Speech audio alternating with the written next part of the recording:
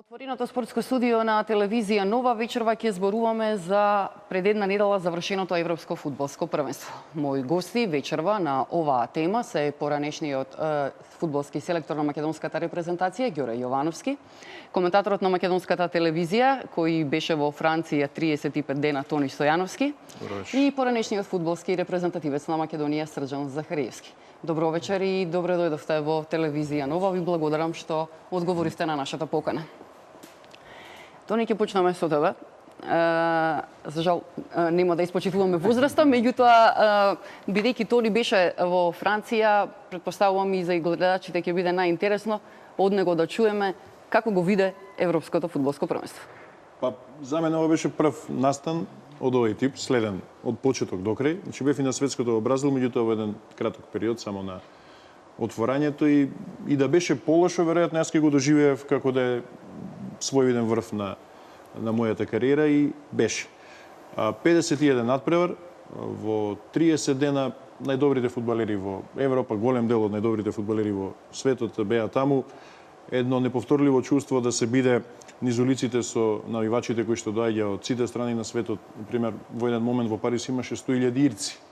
И сега може да замислите како е кога тие ќе окупираат одредени кафулиња кои што гравитираат кон Сен-Дени или пак кон паркот на принцовите, и каков е амбиентот, каква е атмосферата, каков е колоритот. Едноставно, понекогаш сваќате колку сте блиско, а сепак далеку од фудбалот. Јас, за жал, сватив колку сите ние сме далеку од вистинскиот фудбал, колку сме далеку од можноста да уживаме во сите вредности што ги нуди фудбалот, мачејќи се со некакви локални проблеми, а од друга страна пак и видов една надеж дека и ние во блиска иднина, можеби веќе на наредниот собир, ако не на тој по него, да бидеме дел од еден ваков грандиозен настан и да може и да се пофалиме дека сме биле дел, меѓутоа и да може да поставиме едни здрави темели за нашиот фудбал да биде редовен учесник на големите собири и ние да бидеме конзумент на вистинскиот европски фудбал. Уште едно кратко прашање во овој дел, само како организацијски го виде Европското првенство? Тоа е голем настан кој мора да минува безпрекорно. А веројатно ќе зборуваме повеќе за безбедноста подоцна, меѓутоа сите се фокусираа главно на тој аспект. Сега знаете, кога одите некаде и очекувате нешто, веројатно и сте во право, меѓутоа и грешите. За среќа, сите ние грешевме, немаше никакви инциденти, освен оние хулигански испади кои што се случуваа главно во градовите кои што не се во Париз. Во Париз немаше некои поголеми инциденти, така и потоа русите заминаа дома, англичаните заминаа дома и се некако се смири. Од аспект на безбедноста, мислам дека не беше се на највисоко ниво, затоа што имаше навивачи што внесуваа одредени реквизити, а не треба да внесуваат на стадионите. Полицијата, без оглед колку беше присутна, без оглед што беа вооружени дури агенциите за обезбедување, без оглед што многу често бевме сведоци на ситуација кога, знаете, вртите по некоја улица, барајки го вистинскиот влез и пред вас да излезе нинџа. Значи, полициски специјалец со цевката која што безмалку е вперена не кон вас, меѓутоа таа е тука некаде. Чувствувате еден нездрав фудбалски амбиент од тој аспект. Меѓутоа на стадионите мина секако што треба и тоа се случуваше секако и во кафулињата. Бледнеат тие чувства дека светот е под некаква закана, а во оној момент кога ќе влезете на стадион, кога ќе испеат химната, особено французите, затоа што беа најбројни, но и сите други, кога ќе ги видите исландјаните како фудбалски маргиналци како навиваат за својата држава, кога ќе сватите дека 3% од нивната популација, од населението дошло во Франција, би дошли и повеќе да имаат повеќе билети, да имаат повеќе авиони за да ги пренесат од Рејкјавик во Париз, да речеме за четвртфиналето со Франција. Така што одговорот е дека французите сепак го положи испитот, а имаа тешка задача. Спортскиот или фудбалскиот дел од анализата ќе го почнеме со вас, Јовановски. Португалија стана европски првак. Гласни се коментарите дека португалците стигнаа до финалето незаслужено, меѓутоа ја освоија титулата. Може ли репрезентација да освои незаслужено титула? Може ли тоа да се случи по игра на случајност да биде? Не. иако имаше вакви коментари како вие што ги кажавте, ја мислам дека португалците сосема заслужено дојдат до таа европска титула. Видете овака, сигурно за ова европско првенство ќе се направи доста анализи. Значи, од сите аспекти. Ние во ова мало време што го имаме и простор, сигурно дека можеме на еден краток начин да го анализираме, барем ако ништо друго, во кратки црти. Фудбалот е непредвидлива работа. Јас би рекол вака сега, статистиката е екзактна наука. По сите статистички податоци, колку што еве недела дена по завршувањето на првенство, колку што јас ги пратам по медиумите, по порталите и така натаму, испаѓа дека Португалија сосема заслужено за ова на прво место. Зашо ги кажете? Португалија не изгуби надпревар. Португалија имале најповеќе шутови на гол. Португалците имале меѓу први 3 одбрани. Португалците имале меѓу први 3 екипи кои имале најголем посет на топката.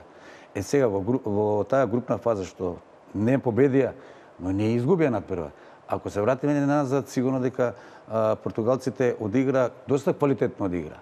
Доста квалитетно со тоа што и има фудбалери што можат да одиграат и офанзивно. Да речеме, имат оние трио, еден Нани, еден Роналдо, еден Кварезма, кои ја мислам дека на секоја репрезентација ни би дале гол. Но околностите беа таке, дали среќа не ги служиш и така натаму, сепак мислам, јас не се сложам со тие скептици што вика дека незаслужено, апсолутно заслужено освои европската титла. Срежан, ти беше играч од најдобро го чувствуваш и фудбалот. Да се вратиме на оваа теза за Португалија, од аспект на тоа дека португалците не играле убав фудбал, можеби не било тоа толку атрактивно, можеби не постигнувале голови, не забележале победи, меѓутоа ја оствариле целта. Затоа што имаше репрезентации кои беа миленици на јавноста, како Хрватска, например, не само на македонската, зборувам и пошироко, кои имаа добри резултати, изгледаа моќно во групната фаза, но завршија, да не звучи грубо, неславно. Добро, секако дел, што каже Ѓоре, јас се сложувам, но дел и не, бидејќи мислам дека Португалија и за жал има една тенденција Португалија и други репрезентации, а тоа ќе го гледаме и понатаму на европските првенства со 24 репрезентации. За жал, на ова првенство победи дефанзивниот фудбал, фудбалот на резултат. Португалија одигра онака како што знаеше, мислам дека немаше доволен квалитет од она 2004 година кога беа домаќини и таа генерација и ова генерација, мислам дека нема споредба. Таа генерација играше поатрактивен фудбал, подобар фудбал, за разлика од ова. Но ете се поклопија сите коцки, не изгубија надпревар, играа на резултат и мислам дека најдобра отсликува тоа изјавата на Фергусон, не за ова првенство, него тоа му е легендарна изјава, дека нападот го добива надпреварот, ама одбраната го добива првенството. Така да мислам дека се сведува све и денешниве тренери, а мислам дека предводник на тоа е Мориньо, каде што на кратки стази, да, дава резултати, но мислам дека фудбалот е една игра, каде што и најтешко е да направиш игра во фудбалот и на долги стази, ако сакаме нешто, треба да направиме игра. Но овде е турнир, тоа го знаеше Сантош, тоа го знаат, значи сепак дефанзивата, јас ќе кажам дека на овој Еврошампионат победи, за жал за фудбалот. Тони, вие бевте коментатор на финалето на Европското првенство. Како вие ја гледате Португалија и она што се случи во финалето? Како Португалија успеа да добие финале на домашен терен на Франција? Не дека не се случувало во минатото и такви работи. Еве да го преформулирам малку прашањето. Португалија не беше мој фаворит. Португалија никогаш не била мој фаворит на фудбалски план, ниту пак Франција. Дори ни во времето на Зидан кога игра спектакуларен фудбал. Кога дознав дека ќе го работам финалето, а тоа е Франција и Португалија, сакав Португалија да биде шампион. Зошто? Затоа што она време на Еузебио од 66-тото и 3-тото место на светското првенство помина многу време, половина век. Португалија сепак на фудбалот му даде многу. Му даде многу и во делот на фудбалска убавина, и во делот на звезди како Фиго или пак Роналдо. Му даде многу со 3 клуба кои што постојано се во Европа, Порто, Бенфика, Спортинг.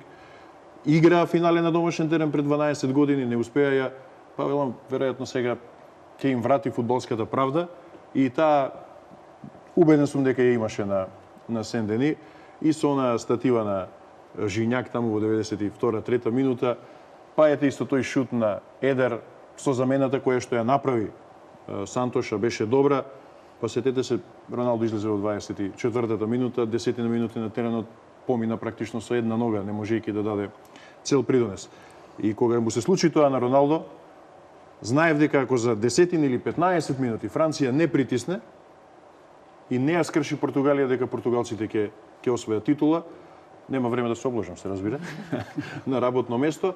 Меѓутоа, мислам дека тука ја сгрешија работата французите. Беа прелесни во периодот од излегувањето на Роналдо до крајот на првото полувреме. И потоа португалците некако влегоа во ритам, го надминаа шокот дека се без Роналдо, а тоа за нив е голем шок. Убеден сум дека тие да дојдеа на првенството, знаејќи дека Роналдо нема да игра, не во финалето, да не игра на цел шампионат, мислам дека немаше да ја поминат групата. Но ете, успеа да го издржат тој период од 20 на минути до крајот на првиот дел и потоа успеа ја да победат. Срđan, од играчки аспект, Кристијано Роналдо не беше голем дел од, тоа го спомена и Тони, во голем дел од финалето не беше на теренот. Меѓутоа, сите во португалската репрезентација, почнувајќи и од селекторот, го истакнуваа супер значењето на Кристијано Роналдо за екипата. Тој и во текот на првенството не успеваше можеби да го покаже она што најдобро го знае, меѓутоа повторувам, во португалскиот тим сите велат дека без него ние немаше да стигнеме до овде. Добро, сега која е главна карика, како што збориме за португалската репрезентација, така и збориме и за Реал Мадрид, ќе се сетиме дека тој одигра и една многу лоша година и во Реал Мадрид.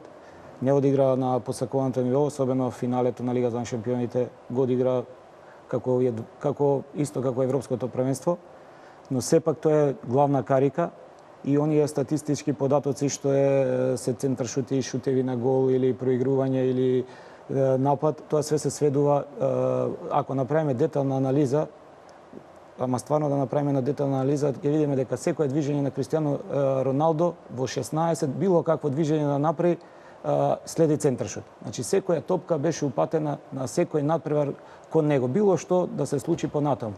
Значи, тоа е една главна карика, но кога излезем, јас ќе кажам дека мислам дека екипата на Португалија се ослободи од тој притисок од Кристијано Роналдо. Не што ќе правиме без него, него веќе го нема човекот, главниот човек што е задолжен секоја топка да му се даде на него. Мислам дека они тука малце се ослободија и финалето го освоија сосема заслужено. Французите очекувавме многу повеќе, но на секој надпревар кажавме за тоа Португалија одигра онака како што треба, особено во дефанзивата, и многу ретко им се правеа шанси. Заслужено победија. Кристијано Роналдо мислам дека е главна карика не само во португалската, ќе повторам, и во Реал Мадрид, без разлика како игра.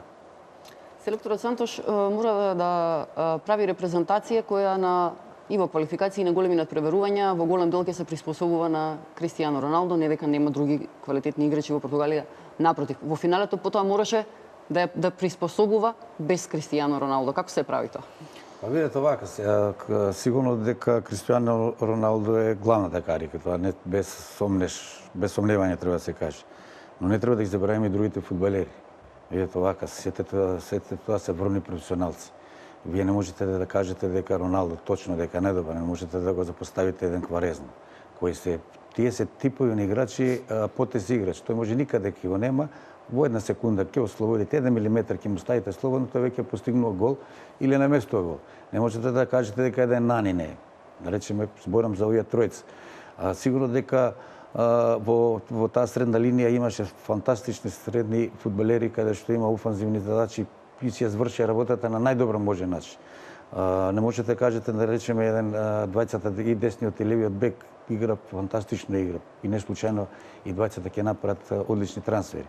И тука позади, да не зборам голманот кој кажа претходно дека меѓу трите најдобри што има одбрани и да не зборувам за Пепе и така натаму и така натаму. Значи, точно е дека Роналдо е главната карика и тоа сите во Португалија го знаат.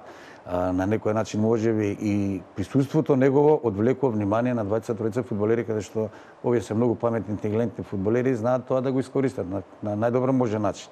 Така да колективот, точно индивидуалноста негова безрезервна, но колективот победи во Португалија. Колкав удар е поразот во финалето за францускиот репрезентативен фудбал? Голем и не само фудбалски. Французите се ставија во улога, можеби си наметнаа сами на себе притисок, дека треба да го направат тоа што го направија во 98 кога стана светски прваци. И еве колку е фудбалот моќен само низ некоја бројка или она што, да речеме, французите го кажуваат таму. Тоа и во преносот го реков. Француската репрезентација е репрезентација на црнци, белци и на арапи. Па некој го напишал на Фејсбук како мој кикс, тоа е оценка на екип, објаснувајќи ја француската репрезентација од 98 од светското првенство. Кога пред шампионатот Жан-Мари Ле Пен, водачот на тогашните радикали, дошол до 30% популарност кај француското гласачко тело на база на политика која што е против доселениците, генерацијата на Зидан, на Дешамп, освојува светска титула и се одржуваат претседателски избори на кои што повторно Ширак победува со убедливо, со комотно мнозинство во однос на Жан-Мари Ле Пен. Истата ситуација се случува и сега, особено во ерата по нападите во ноември во Париз, по тероризмот. И овој пат керката на Жан-Мари Ле Пен исто така добива замав и французите велат ајде да се обединиме околу оваа репрезентација, која што и натаму е репрезентација на црнци, белци и на арапи, и тоа како никогаш досега веројатно не е репрезентација на белци, за да не можат радикалите да го постигнат на политички план тоа што треба да го постигнат. Значи фудбалот во Франција во минатите 20 години, а со тоа и во светот, затоа што Франција е земја од Г7, ја кројал светската политика. Ете тоа е фудбалот во денешни рамки. Така што поразот на французите во финалето ќе има за нив се разбира последици и на тој план, на фудбалски не толку, затоа што оваа генерација може да игра без проблем и на светското во Русија, па и на наредното европско каде и да биде во 2020-та. За разлика од тоа, пак оваа Португалија, мислам дека тука полека некаде завршува и тешко ќе може во ист состав да одигра на светското во 2018-та. Роналдо ќе има тогаш 33 години. Јас и натаму стојам на тоа дека Португалија со и Португалија без Роналдо се две различни репрезентации, а се согласувам дека Португалија има добри играчи на секоја позиција, па се надевам дека Ѓоре и Срđan особено ќе обрнат внимание на двата бека, кои што мене ме фасцинира. Гериро лево и Седрик десно, на нивниот ефект во играта, не само во дефанзива и не само во на ел движење по аут линијата напред-назад и од пасивна страна кога треба да се брани сопствениот 16-сетник, туку кога ќе одидат на противничката половина и ќе вкрстат, одат практично десниот бек на лева страна или левиот бек на другата страна. Не двајцата во исто време, се разбира, затоа што тогаш ќе има голема празнина. Тоа се двата бека на првенството, за мене најдобрите бекови на шампионатот и мислам дека од нив ќе тргне можеби некоја ера на современи фудбалски бекови кои што ќе ги гради, ќе ги бара секоја репрезентација, на пример Германија не успеа да ги најде. Стандард е да се избираат оние тимови на шампионатите или најдобрите играчи на првенствата. Гризман е прогласен за играч на шампионатот. Предпоставувам во текста кои се оние најдобрите 11 кои беа избрани. Се согласувате ли? Овој избор го правеше специализиран панел на УЕФА, во кој имаше познати стручњаци од типот на Алекс Фергусон и така натаму. Па добре, горе-доле сигурно дека секогаш ќе биде дискутабилно тоа. Секој се прави по свој вкус го прави, по свој сваќање на фудбал. Она што јас го погледнав на ова, ја мислам дека сосема заслужено. Сепак Гризман да даде 6 гола на едно првенство, без разлика, да не кажам дека и не беше европски првак, не беше фудбалер кој бил од европскиот првак. И второ што првпат се случува дека најдобриот фудбалер, најдобриот голгетер да го изберат и за најдобар фудбалер. Така да мислам дека сосема заслужено. Сигурно дека неговиот учинок ќе биде уште поголем, она статива што погоди оние две шанси што ги имаше да даде гол, но веројатно среќата е таа што не успе. Иначе фудбалерите што ги избра за првите 11, мислам дека сосема заслужено тоа го заслужува. Се согласуваше дека Гризман остави најголем впечаток на европското првенство? Добро, секако меѓу играчите. Но морам да нагласам дека мораше да има место и за Герет Бейл. Герет Бейл Немаше беше во 11-та, така. Мислам дека убедливо, по моје мислење, бидејќи доаѓа од Велс, од една репрезентација многу послава и никој не очекуваше дека нешто ќе направи, но тие сепак стигнаа далеку на ова европско првенство и мислам дека за тоа беше најзаслужен и секако дека ако не беше играч на ова првенство, секако мораше се најде во тие 11, инаку горе-доле останатите се тука. Полека ќе одиме и на полуфиналистите, да има правда, затоа што и тоа се репрезентации кои постигнале добар резултат. Германија и Велс беа елиминирани во полуфиналните дуели. Како ги оценуваш полуфиналните средби всушност? Па германците не велам дека нема среќа против Франција, меѓутоа ако се сеќавате по оние воведни 10 минути ја прегазија до крајот на првиот дел. И јас таква доминација сепак играат со Франција, со репрезентација што е домаќин на турнирот и така и до тога што стави извонреден впечаток. Начинот на кој што ја одзедоа топката, начинот на кој што беа силни во дуелите ме фасцинираше. Меѓутоа тоа не е показател дека ќе добиете надпревар. Оно што Срđan го вика дефанзивен фудбал. Германците тогаш напаѓаа во првиот дел и не беа ефективни во создавањето шанси. Практично Милер не можеше да добие топка. Сонна забелешка, значајна, дека играа без тројца значајни фудбалери. Значи од секоја линија по тимот. Гомес, Хумелс и Кедира. Оска практично на екипата. И потоа им се случи тој пех со пеналот кој што веројатно ги пресечи. Кога играат два великана, веројатно толку. Малку е доволно. Еден аут може, претпоставувам, да реши надпревар. Велшаните, да не речам, изгореа во желбата, но тие како исландјаните, тоа не е репрезентација што има квалитет да биде, да речеме, полуфиналист на голем настан. Меѓутоа, одиграа добро, стигнаа дотаму и сега чекате веројатно време кога ќе се скршат. Еден играч нема во тимот, Ремзи, и тоа остава големи последици на екипата. Не дека во полуфиналето беа пофасцинирани отколку претходно против Белгија, меѓутоа со Белгија имаа надпревари во квалификациите, во два циклуса поред, играа добро, особено во последниот, освојувајќи 4 бода и веројатно од психолошки аспект им беше полесно да го издржат тој надпревар отколку полуфиналето со Португалија, која што пак има некои префинети играчи сега. Ајде, бековите ги рековме, голманот го рековме, за Роналдо и напред нема да зборуваме. И тројцата играчи од средниот ред што функционираат зад напајачите се играчи што знаат со топка. Например, ние цел живот во репрезентација бараме играчи што знаат со топка. Жоао Марио знае многу. Младиот Ренато Санчес, 18 годишен, кој што сега игра во Бајерн, би требало да биде фудбалеристе, и го имате Мутињо како прва резерва, затоа што на лево игра Андре Гомеш. И сега тие тројца може да ја скријат топката кога било, напред ги имате Роналдо и Нани, и што сакате повеќе? Кој ќе нападнат и двата бека, значи имате и добар напад. Но сепак Сантош се решава да игра дефанзивно и вели јас сакам да сум грдото пајче. Да играм лошо, ама да доаѓам и да си остава целта. Така, надпревар да доаѓам до она што е цел, односно да освојува титул. И сега веројатно Срđan освен тренерите, сите други сакаат убав фудбал. Тренерите сакаат резултати. Па нормално, какви играчи имаш и нормално ќе ја правиш и тактиката по тоа дали ќе играш офанзивно или дефанзивно. Јас пак ќе кажам да има споредба таа генерација 2004 кој играше стварно навистина супер фудбал, а изгуби од Грција што играше еден фудбал како што они го освоија Португалија ова година, Грција го освои 2004. Така да фудбалот никогаш, затоа е најинтересна споредна работа на светот и секогаш да се надоврзам.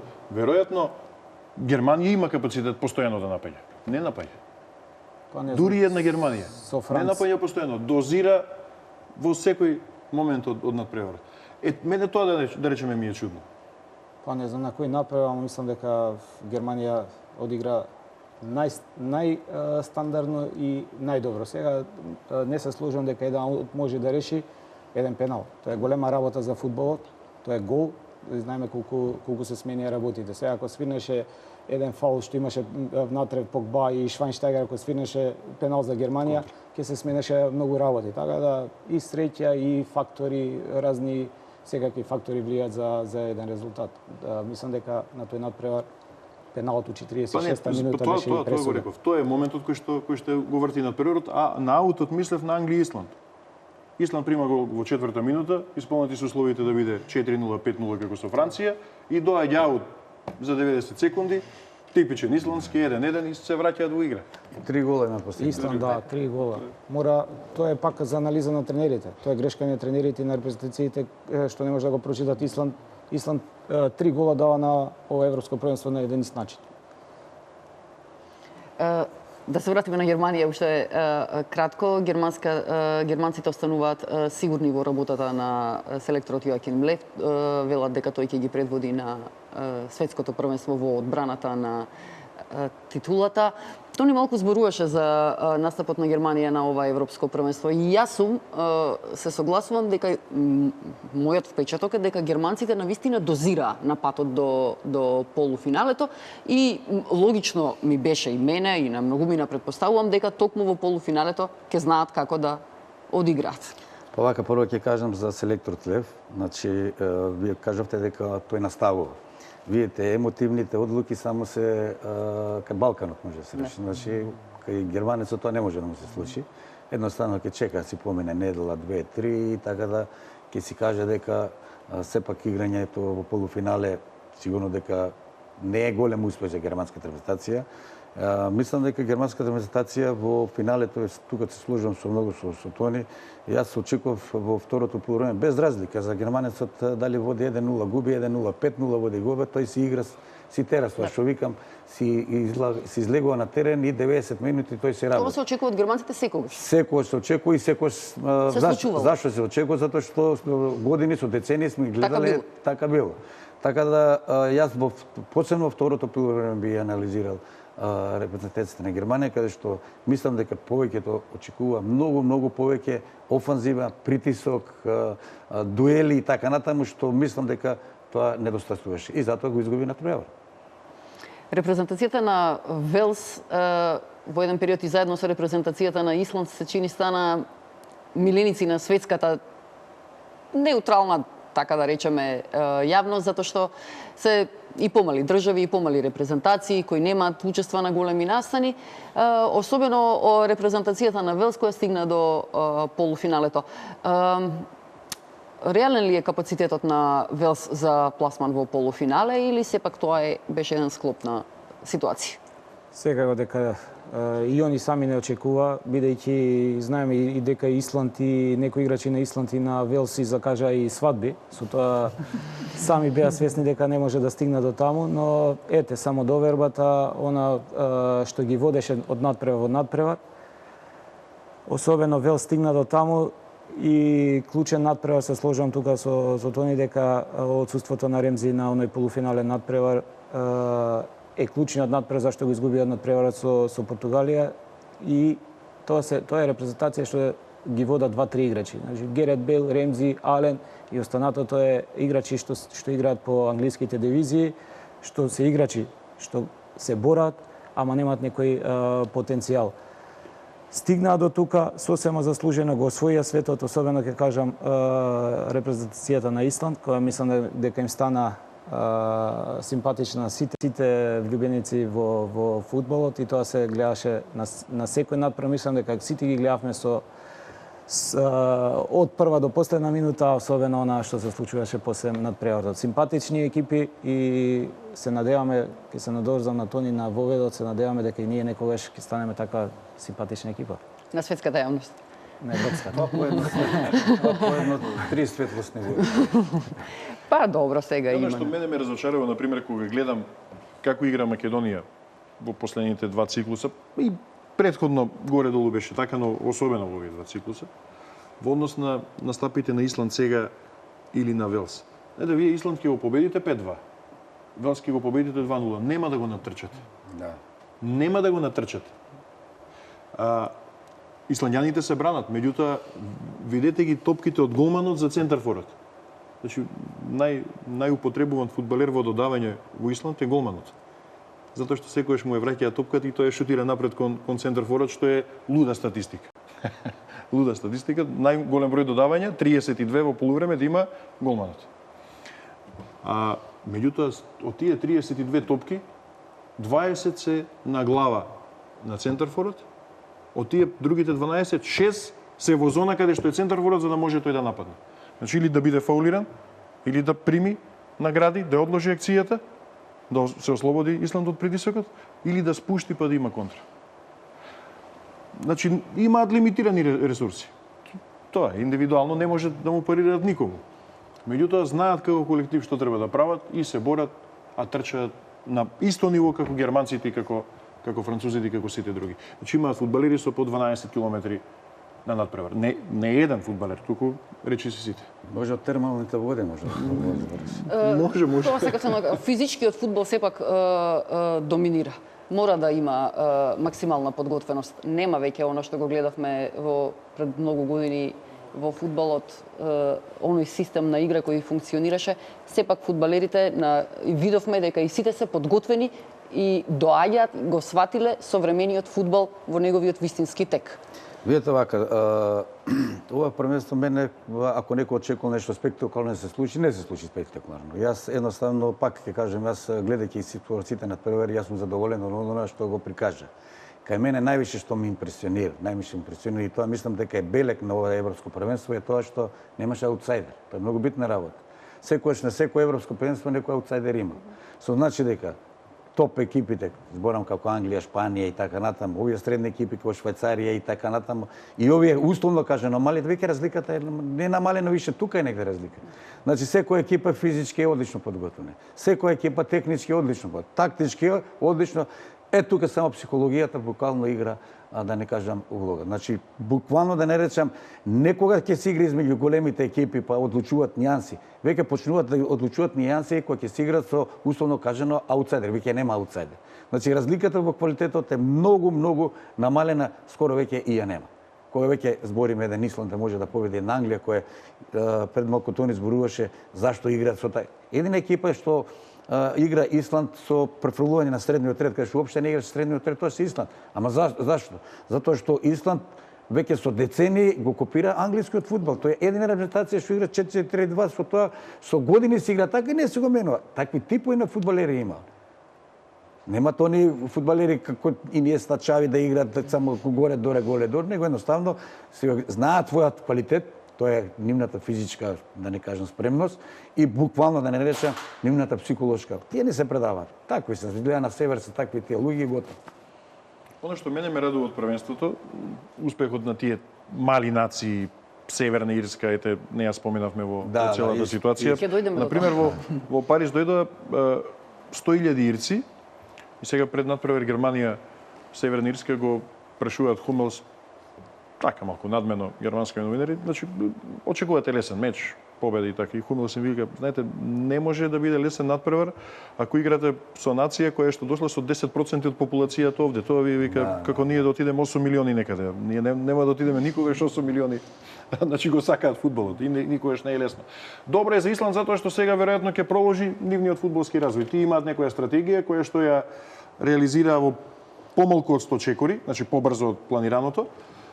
И сега со неваков успех, веројатно тој бум фудбалски ќе биде една добра основа за да бидат присутни на фудбалската карта уште во наредниот период. Знаете дека кога ги направија тие вештачки игралишта во 2007 година, дотогаш децата во Исланд играле 5 месеци фудбал во годината, и така дозволуваат условите. Сега играат 12 месеци и откако го донесува Лагербек, првиот квалификацијски циклус им е мундијалски бараж со Хрватска, Сега дојде на европско првенство, поигра и четвртфинали. Не верувам дека на светско првенство ќе се пласираат. Меѓутоа има добра основа од каде да тргнат и да планираат еден развој за 2020, 2024 и така натаму. Одиме со кратка пауза, ќе се вратиме веднаш по рекламите. Ги изанализиравме шампионот и полуфиналистите. Секако дека во еден општ впечаток може да се каже кои се репрезентациите најголеми разочарувања на ова европско првенство. Па видите, кога правевме едно интервју со македонската телевизија со Тони, ја еден од главните фаворити кажав дека ќе бидат англичаните, така да мене ме разочара. Да ги кажам наискрено, затоа што мислам дека едина репрезентација што може да се каже дека е разочарување, по мене са, не мора да значи дека е точно, тоа е само англиската репрезентација. Во другите репрезентации не гледам никакво разочарување. Не гледам во една шпанска репрезентација разочарување. Зашто тоа? Затоа што ако се гледа шпанската репрезентација веќе освои 2008, 10, 12, веќе 14 година, да не кажам доживеа таков дебакал, и веќе кај нив една мала промена на генерација. Така да кај нив, мислам, за година-две пак ќе си дојдат по тие стари пати. За англиската репрезентација јас очекував многу повеќе, затоа што и во квалификациите тоа го докажа, каде што има 10 победи, како што знам. Дека ни еден не има една репрезентација, така да не речеме, да спои на младост и малку искуство, али повеќе млади со средни. Изгледа повеќе сте верувале во репрезентацијата од англичаните сите. Изгледа повеќе сум верувал и на некој начин стварно за мене е едина репрезентација што може да се да кажем дека е разочарување, тоа е англиската репрезентација. Очигледно ја следите, го променија селекторот, односно напушти Рој Хоџсон по настапот на европското првенство. Сега што? Па видите овака се не знам се Тие овака. инсистираат повторно на оние традиционални англиски премиер-лигашки тренери да бидат поставувани на селекторската позиција. Сем Алардајс е во игра. Може ли тоа така да тера долго? Знаете ли вие од 20 премиер-лигаши колку англиски тренери тренираат? Само тројца. Само тројца. Сето тоа го кажуваат. Значи, они самите не веруваат, англиските тимови не веруваат во нивните тренери. Така да со ова не сакаме да ги критикувам англиските, далеко од тоа, затоа што сепак се тие го измислија фудбал, не речеме традиционалисти и така натаму, но стварно кај нив не знам кој може. Јас голема нада имав во Капело. Ја многу го ценам Капело. Кога он не ги помрна, ја мислам прашање кој би можел да ги помрна. Срđа се согласуваш ли дека Англија е најголем разочарување или имаш ли некаква проценка дека некоја друга репрезентација сепак потврдила повеќе? Јас мислам дека најголемо разочарување е Русија. Да, и тука ви стајала. Русија е најголемото убедливо, најголемото разочарување, бидејќи, ќе кажам и многу факти, тие веќе 30 години, 20-30 години доста вложуваат во фудбалот, никако да направат една репрезентација што би можела да парира на останатите репрезентации. Мислам дека го одигра најконзервативниот фудбал на ова европско првенство, со одбраната, со голманот, тие се веќе играчи што се доста стари на многу европски првенства. Тој фудбал што они го играат, мислам дека за 2 години се домаќини на светското првенство, нити може да поминат, нити ќе поминат некаде. Може да условно помалите репрезентации да ги поминат и да се време се чини да се подготват и за нивното светско првенство со оглед дека 2 години не се малку, меѓутоа не се ни предоволно за од ваков резултат да направиш репрезентација конкурентна. А јас кажав дека они имаат проблем 20 години со толку вложувања, со толку Русија е огромна земја, со толку пари, со толку инвестиции, со толку деца што за фудбал, што играат фудбал. Не знам што кај нив нешто има. Кај нив нешто не е во ред, тоа треба сами да го направат анализа, ние само гледаме преку репрезентацијата, но и клубовите се, оние со милионски суми, немаат некој по-сериозен или по-забележителен настап во Лигата на шампионите. Имаат проблем и сигурно дека вака како што играт не можат никаде да стигнат, а се домаќини на светското првенство. За мене они се бидливо најголемото разочарување, а морам да кажам дека мој фаворит и сакав нешто да се смени беше Белгија. Белгија беше и е репрезентација за мене со најдобар играчки кадар, но мислам дека тука од тројцата тренери, мислам дека Белгија мора да има еден подобар селектор. Селектор што би не да ја постави играта или што би внесол живост, што би се поставил над играчите, да не е газда Азар или Лукаку или некој други. Тоа се гледа по реакцијата, не знам, на еден надпревар, дали 4-0 победи, го вади Азар, тренерот го прска со вода, малце несериозно. Значи, тоа е веќе некоја другарска основа и мислам дека на Белгија и треба еден селектор, како што би бил Клоп, Диего Симеоне, некој што би внел живост на таа репрезентација. Тоа беше мојот фаворит, а сепак Русија најголемото разочарување за Англија, немав некое посебно мислење. Така сметаше и Федерацијата белгиска, па го отпуштија Вилмотс Да, и сега ќе бараат нов, меѓутоа со истото објаснување, потребен е нов импулс. Вилмотс има добар ефект. 51 натпревар, 34 победи, 8 нерешени. Две четвртфинали на големи турнири, меѓутоа толку му е, без оглед што требаше да ја води Белгија и на светското првенство. Федерацијата вели потребен е нов импулс, баш така, тренер кој што ќе несе нешто ново, веројатно не би имал кој да е на светот специјално нешто да менува во делот на селекцијата на играчите. Тони, да, и многумина се согласуваат дека тоа што го зборуваше Срđan, дека белгиците имаат можеби на вистина еден од најдобрите состави според играчки потенцијал, но ете не успеа да направат порадикален исчекор. Да не заборавиме оној надпревар што го загуби од Велс, го игра без Фермален и Фертонген. Па и за нив е тоа голем хендикеп. И сетете се како Робсон Кану им даде гол, што веројатно не би се случило да се овие двајца на терен. И тие има еден таков хендикеп, иако не требаше веројатно во надпревар со Велс да дозволат да игра Велс. Отвори рано, се тргна како што треба и кога почна да калкулираат, за разлика да речеме од италијанците кои често со калкулација освојувале титули, белгиците кога почна во надпревар да калкулираат, примија гол и тргна работата низ бредо. Точно на таа утакмица ја коментирав на тоа. Не може да се дозволи на репрезентација како што е Белгија, да речеме еден Вермален Фортенке не игра, значи тоа се две најсофистицирани места, што би рекол ја. Значи, двата штопери, и вие да ставате во последната линија прв пат да играат заедно не на надпревар како што е Велс, без разлика на тоа. А имате во резервниот, ја ги прочитав во резервниот состав, имате 6 напаѓачи, врвни напаѓачи. Оземете од Азар, Лукако, Ориги, не знам таму што кој не беше уште. А немате вие замени за ниту една замена за да немате за еден стопер. Ја не знам како може така да се дозволи на репрезентација или на селектор да немаш таква замена.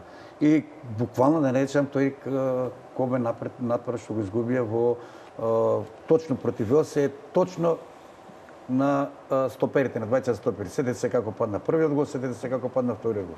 Првиот гол падна каде што четворица фудбалери беа обкружени, тој си ги работеше како што сака, што се вика, ги прати таму кај што не треба, си даде гол. Вториот гол падна со центар шут на прва статива и готовиш. И затоа викам на такви надпревари решаваат само нијанси. Штета за една белгиска репрезентација која не треба заборавиме пред ова европско првенство беше најдобро пласирана репрезентација. Беше, да. Репрезентации кои дефинитивно не беа разочарување, меѓутоа не успеа да стигнат многу далеку во нивните цели, се репрезентациите на Хрватска особено и репрезентацијата на Италија, која стигна релативно далеку, меѓутоа не до крајот.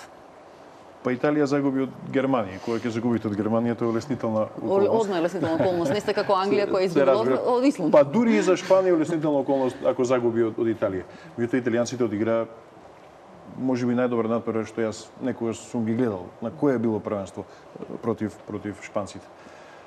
Италијанците беа добри. Меѓутоа па ги испратија со скептицизам дека ќе направат нешто, дури се плашеа дека ќе доживеат дебакл да не поминат група, но очигледно влијанието на тренерот, на селекторот кај нив е толку големо што се подпре логично на одбранбена четворка од Јувентус, голманот и тројцата играчи и тешко примате гол. Кога тешко примате гол, имате 0-0. И од тука тргнувате во градењето. Инаку јасно е дека ова репрезентација на Италија можеби едно од најслабите што досега смеа гледале во последните 20 на години на големите собери. Ибрахимовиќ не успеа да ја поттурне напред. Шведска И Република Ирска одигра на нивото на сите репрезентации од тој дел на светот. Англичаните веќе ги прокоментиравме. Шпанците се во залез на оваа генерација, ќе видиме дали лесно ќе може да се вратат на сцената, веќе 2 шампионата не успеваат. А хрватите се мајстори сами да си направат проблем. Тие се од Балканот, таму се носат одлуки такви чудни. И мислам дека има селектор кој што не заслужува да биде селектор. Кој што нема реноме за да води репрезентација во која имате играч на Реал и на Барселона, и тоа врвни играчи. Едноставно. Ќе можеме да се вратиме на Хрватска. Имаме едно прашање за Јовановски. Како сега Италија ќе оди натаму? Да не го заборавам, тоа баш ме интересира од селекторски аспект, затоа што и тоа не го потенцираше тоа, а и многумина дека екстремно големо беше значењето на селекторот за италијанската репрезентација, ваква како што е во овој состав, а сега веќе го нема овој селектор. Видете вака, на италијанската репрезентација, на кој е било надпреварување голема, дали европско или светско, секогаш морате да рачунате. Затоа што, пак ќе кажам, италијанската репрезентација секогаш е тактички најподготвена репрезентација. И мислам дека Конте може би извлече и најповеќе од оваа репрезентација, затоа што грото беа фудбалери од, да не речем, од Јувентус, каде што он беше 3-4 години заедно тренираше. И во италијанската репрезентација може би за една пошироката фудбалска јавност игра не афирмирани. Зборам за пошироката фудбалска јавност. Вие да кажете од поширока фудбалска јавност, 4-5 фудбалери ќе знаете тие што беа од Јувентус, другите ќе се речат од кај сега овие излегува. Но стварно одигра на еден многу рационален начин и мислам дека, пак ќе кажам, тактички се извънредно подготвени. Значи, тие знаат 90 минути да одиграат на едно највисоко тактичко ниво што може да постои во една репрезентација. Срđan Турија спомна Хрватска и јас пред малку само среќа ли им недостасуваше на хрватите или сепак имаат и некои други внатрешни проблеми ова што го иницираше тони околу селекторот? Добро, ќе искоментирам малце за селекторот. Знаеме кој го постави селекторот. Знаеме и сега какви трансфери се прават од Динамо во другите екипи. Значи не е случаен ставен селекторот и не е случаен надпреварот, ќе го кажам, со Шпанија, каде што почна со 3-4 играчи што се до 20 години. Хрватска играше, да не го заборавиме, не може, него сигурно најдобриот фудбал во групната фаза. И сите почна да коментираат дека Хрватска ќе биде као иден европски првак. Но сепак искуството на Хрватска и останатите екипи тука ќе се надоврзам на Италија, каде што стварно го игра безпрекорно тактичкиот фудбал и искуството што го имаат Германија, Шпанија и останатите репрезентации. Хрватска уште не е на тоа ниво. Ќе им треба време да созреат, иако, пак ќе повторам, да играат можеби најдобар фудбал. Имаат на сите позиции, не се само Лука Модрич и Ракетич, имаат на сите позиции. Нападот им е со Перишич, со Манджукич, со Брозович како од Интер. Значи нападот им е страшен, везната линија убедливо може и најдобра на шампионатот.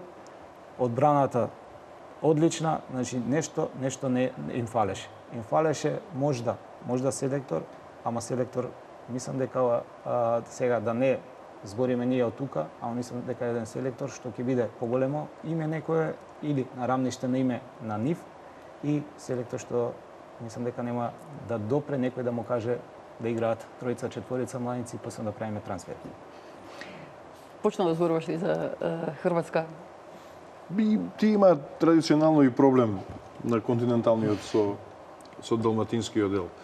Имаат историски некои рецидиви кои што им се провлекуваат низ навивачките групи, сами на себе си прават. Па и навивачите им закомпликува таму ситуација.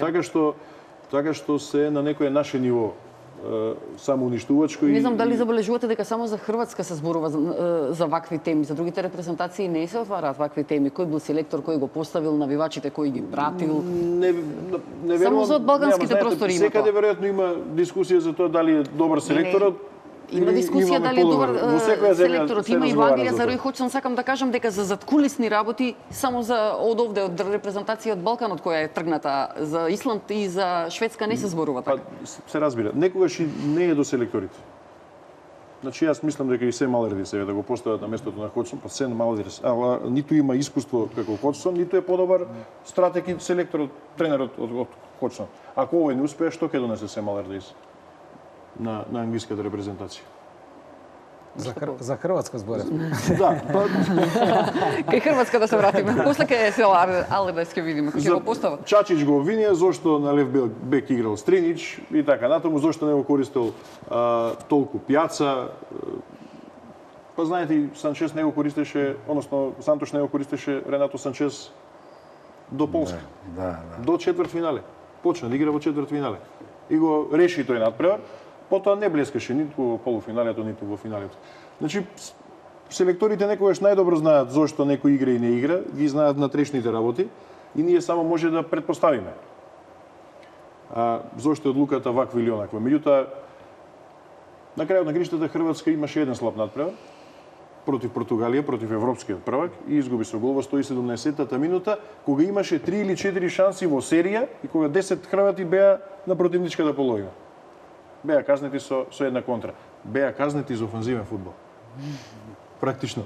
Тоа така му доаѓа. Друго беше поента за селекторот мора да биде или на рамниште на играчите или да биде на ниво над нив. За да има и дисциплина и за да биде авторитет и да не може. Тоа беше поентата на и ја да разбрав што Не, сака. воред, со Чачич јас го реков тоа. Да, Анте Чачич бил тренер на 10 второлигашки екипи. Најдобриот резултат му е со дел од нив влегол во првата лига и толку. Сега Анте Чачич не би требало да има предност да биде селектор пред низа имиња. Тие лесно се откажа од Штимац. Лесно се откажа од Нико Ковач. Од играчи кои што ја воделе репрезентацијата во минатите 20 трети на свет.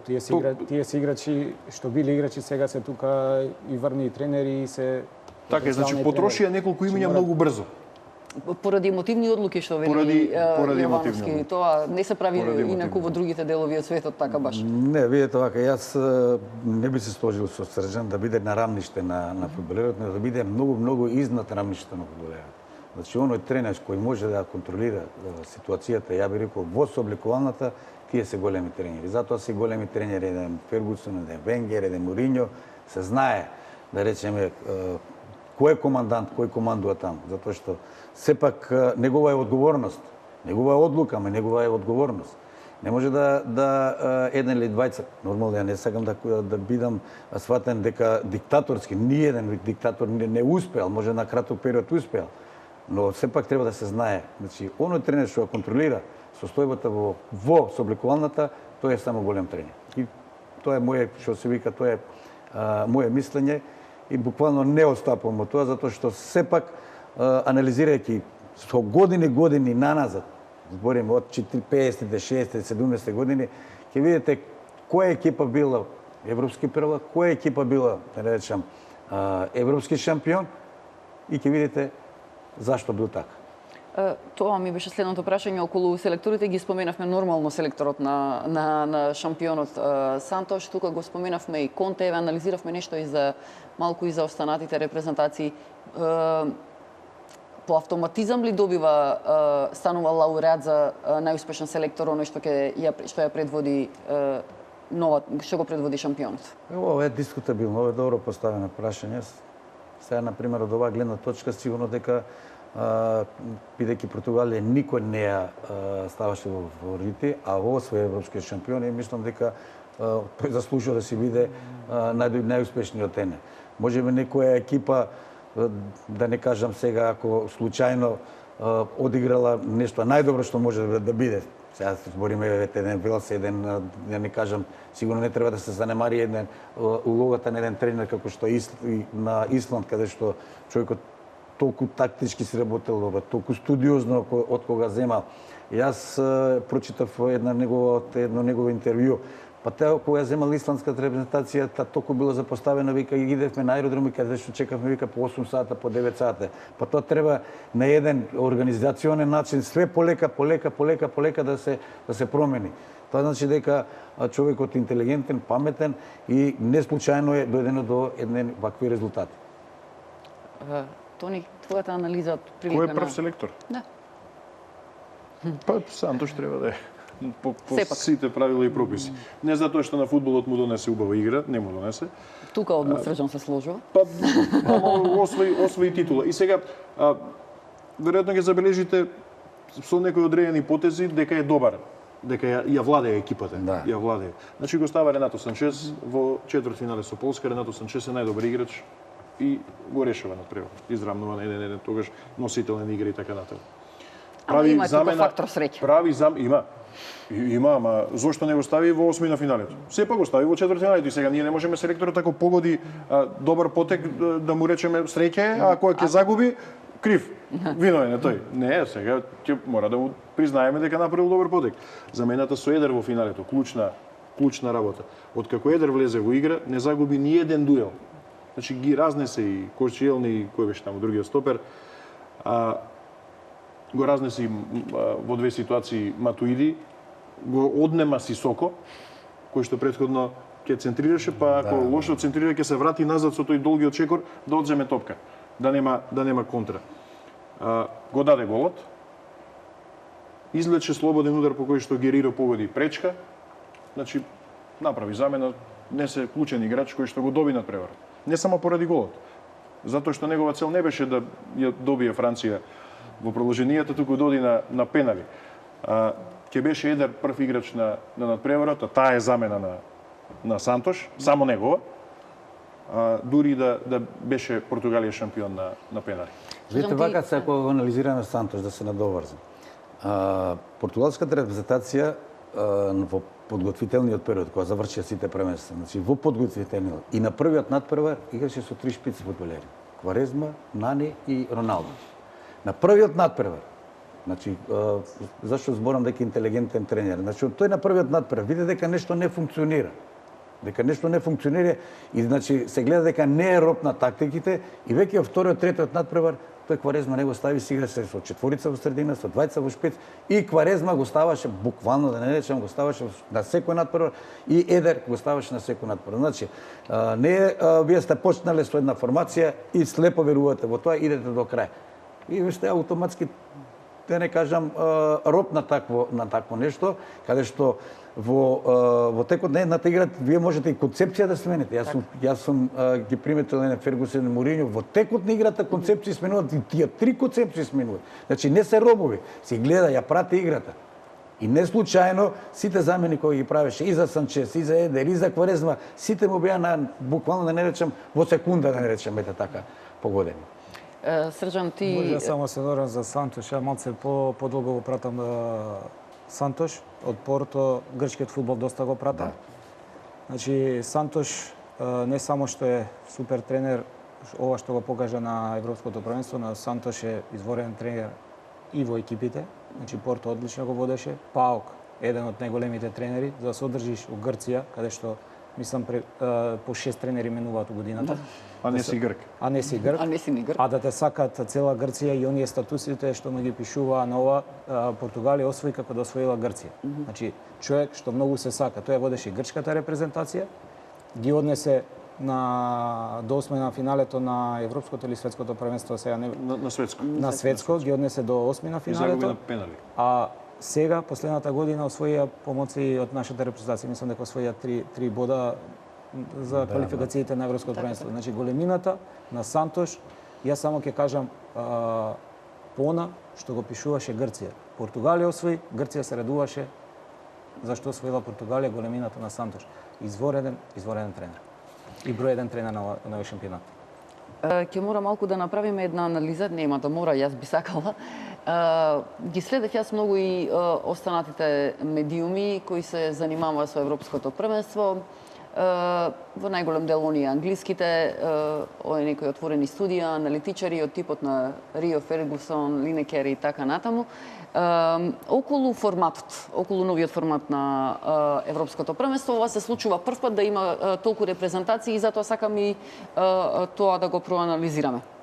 Значи 24 репрезентации, малку променет формат на игра.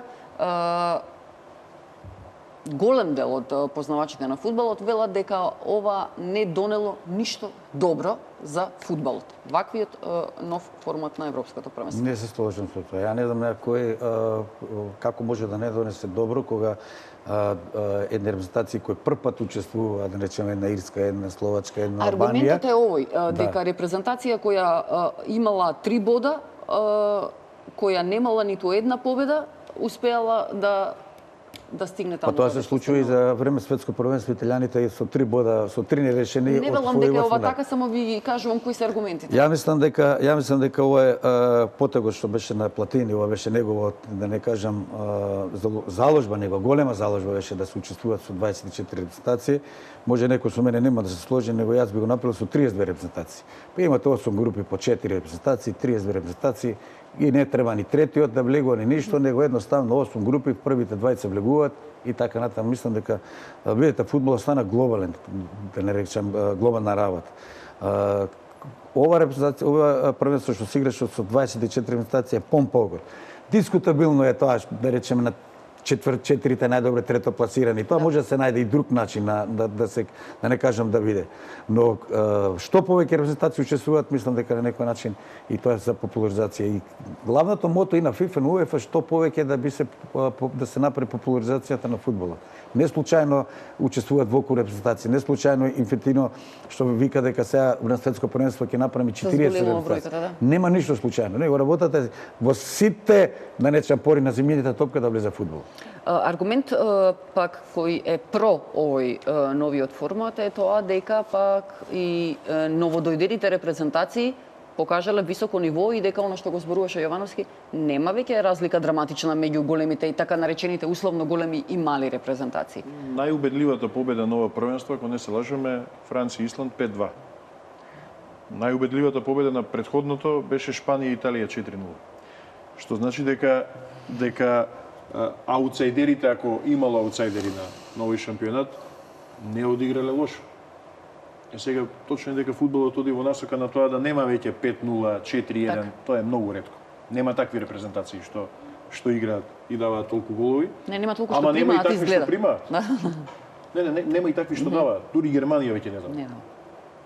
Па не дава ни со Северна Ирска. Така што јас се радувам на новиот формат од аспект на фудбалски влюбеник. Прво има повеќе надпревари. Настанот трае подолго, сите подолго уживаме. Сите имаме поголема шанса, сите кога велам ние како Македонија, да се надеваме дека ќе влеземе таму некаде. Од друга страна пак, идејата за тоа дека требаше форматот да биде 16 и достане е на големите фудбалски нации, кои што сакаат фудбалот да си го чуваат за себе. Тие се таму доминантни, тие се моќни, тоа е нивни океан, тие се предатори, ајкули во океанот и не сакаат некои помали рибчиња да ја носат славата. И парите за дел. Парите за делба ќе ги земат пак кај богатите одат. Сега кога дојдовме до пари, тоа како уредник на спортска, јас сакам формат со 8 репрезентации. Па биваше ли во наше време да направат 51 надпревар, тоа чини. И тешко се обезбедува, тоа тешко се преговара, тешко се плаќа.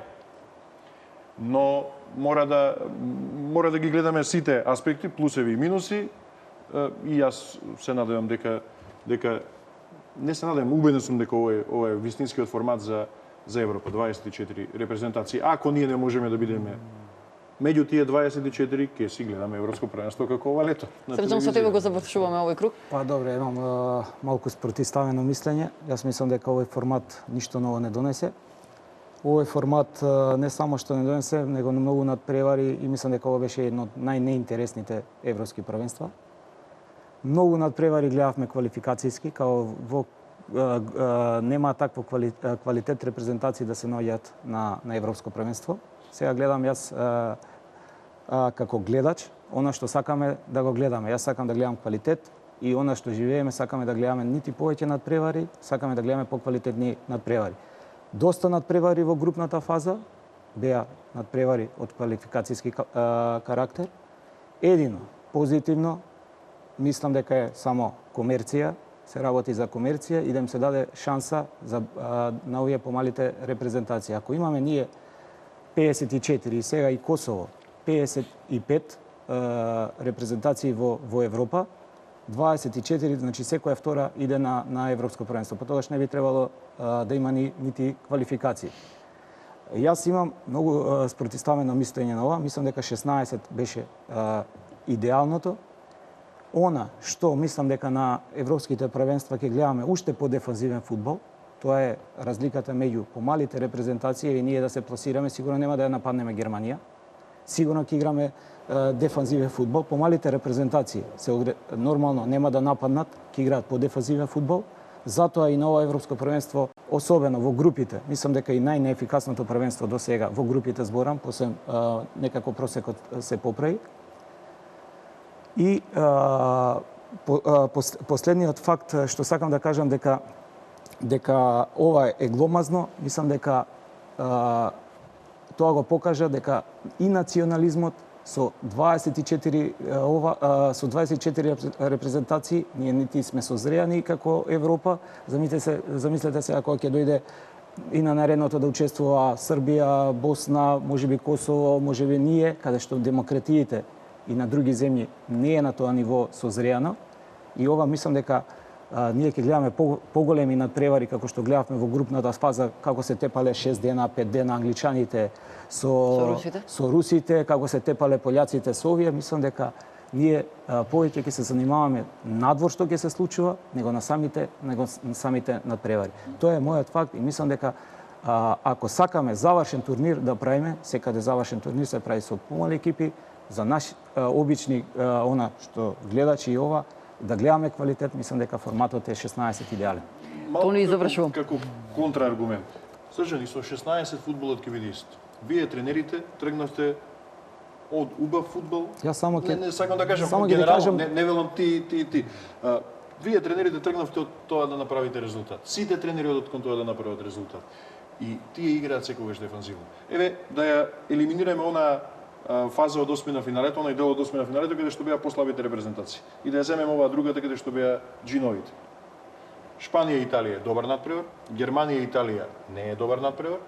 Тоа се надпреварите во формат со 16 репрезентации. Португалија, Франција не е добар надпревар. Франција, Германија. Јас имам контраргумент, значи кога беше може би е добар надпревар. Значи ако играат Германија и Италија, не значи дека тоа е доживување само по себе како надпревар, меѓутоа не значи дека играта ќе биде добра. Во која фаза збориме? Кога играат? Во која е било? Во 16 се групи. Значи, јас сакам 16 тогаш се групи, после кога ќе дојдат до 8 се елиминациите. Сега се 24 групи и тука беше најслабиот фудбал. 16 прочитај го само на 2000 Евро 2000, мислам дека дали беа Холандија, Шпанија, внатре Германија. Имаме многу такви надпревари играат меѓу себе, Шпанија, Холандија, Шпанија, Германија. Прочитај го на Евро 2000 или секој европско кои играат меѓу себе. Сега гледаме Северна Ирска со Велс, Исланд со ова. Мислам дека као обични гледачи но тоа не задоволува. Во ред. А парите се поголеми. Не, во ред се согласувам, меѓутоа работата е во тоа што кога би играле Германија и Италија, како што игра Италија и Белгија во група, пак ќе биде тоа надпревар кој што е главна затвора. Имаме две, да, ама тоа се две. Имаме уште две, Северна Ирска и Исланд. Значи нема атрактивен фудбал во самите групи. 16 се групи. Овде се 24 групи. А и ваквиот формат пак дава една друга можност. Да идеме сите. Па не можеме. Не можеме сите, меѓутоа оние малите што ќе отидат да ја видат убавината на фудбалот, да вратат дел од она што го вложиле. Например, јас се слажам со тоа. Исландјаните имаат зголемена продажба на дресовите за 1800 пати. Продавале еден дрес, ереа, сега продаваат 1800. Наредниот пат сум убеден дека ќе се истепаат и Пума и Адидас и Најк да продадат дресови. Значи пак се сведуваме на комерција. Господа, јас ви Ние благодарам. велиме дека немаме фудбал затоа што немаме пари, што е не е Збориме точно. за нас, општо Не е збориме. точно. Јас знам дека ова е неисцрпна тема, до нашата репрезентација за жал не ни стигнавме, времето толку ни дозволува. Уште еднаш ви благодарам што одвоивте време во овој тежок летен период да бидете гости во телевизија Нова. Се надевам од септември повторно ќе анализираме на овие или на некои поинакви теми. Почитувани, и вас ви благодарам што одвоивте време да ја го гледате отвореното спортско студио на нашата програма. Пријатно.